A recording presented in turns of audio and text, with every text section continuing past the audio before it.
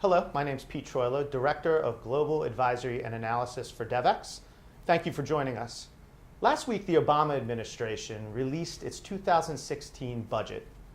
And the budget included several fairly significant shifts in foreign aid and international affairs spending. Here to discuss some of those changes is Lorenzo Piccio, Senior Development Analyst for Policy and Finance at Devex. Lorenzo, thanks for joining us. Let's just cut to the chase. What was the biggest surprise in terms of foreign aid and international development spending in this budget? I think you get to Central America, where you have a nearly fourfold jump in development aid to the region. It's not a part of the world where we've seen a lot of attention and funding coming out from this administration. You've seen Asia pivot, you've seen Africa, not a lot for that region. So a very big surprise. You're going to see Guatemala, El Salvador, Honduras really see big increases. And if you've been following the debate in Washington, there's a big debate about immigration. And so the rationale that the administration is making is that they need to pump this money to sort of address the root cause of migration to the United States. Now, a couple of countries that have, over the years, received a lot of international affairs attention, the frontline states, as they're called, Iraq, Afghanistan, and Pakistan, also came out as winners in terms of the amount of money they're expecting to receive. Can you explain? So for several years now, we've been seeing big cutbacks to the budgets of these countries and USAID budgets. And so we're seeing sort of a change of strategy. Afghanistan, a 44% increase, Iraq, a 318% increase. Pakistan might not see cuts for the first time in 5 years. Why is that? You see a new government in Afghanistan that has replaced Hamid Karzai.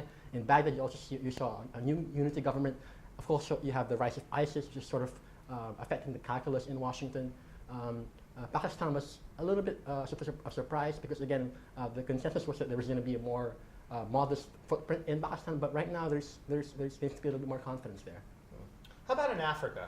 As I understand it, South Africa came out a big winner. Can you explain some of the dynamics around that decision? So for a few years now, people in South Africa have been expecting huge cuts in PEPFAR funding, the U.S. AIDS Relief Initiative. But surprisingly, we are seeing here a 32% jump in aid to South Africa.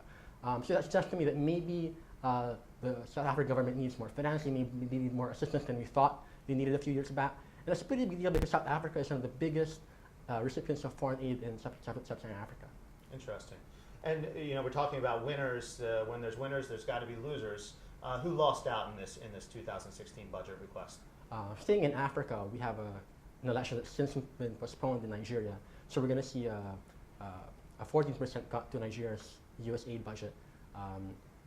Haiti, we are 5 years into the earthquake. We're also going to see a fairly sizable cut to Haiti development aid. And in Egypt, where you have a government under General Sisi, we're going to see a 25% cut to development aid. But the big caveat there is that the $1.3 billion in military aid is not going to be touched. Well, thanks a lot for that, Lorenzo. To read Lorenzo's analysis and other analysis of the U.S. budget for 2016, please visit us at devex.com.